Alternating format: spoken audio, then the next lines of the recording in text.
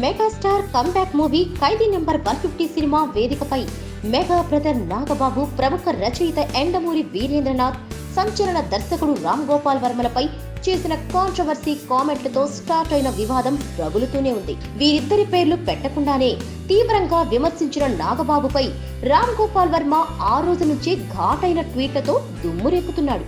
నాగబాబును ఓ range లో football ఆడుకున్న వర్మ ఇప్పుడు నాగబాబు పని ఖతం చేసి ఆయన తనయుడు వరుణ్ తేజ్ ను టార్గెట్ చేశాడు.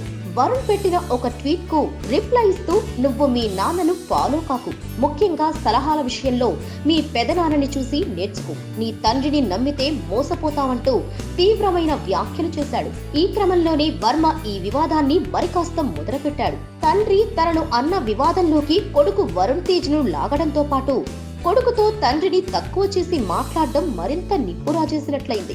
ఇప్పటికే మెగా ఫ్యామిలీ ఫ్యాన్స్ వర్మకు ఘాటుగానే సమాధానమిస్తున్నా వర్మ వాటిని పట్టించుకోకుండా వివాదాన్ని మరింత పెద్దది చేస్తున్నాడు. మరి ఈ వివాదానికి ఎప్పటికి ఫుల్ స్టాప్ పడుతుందో చూడాలి. Please subscribe.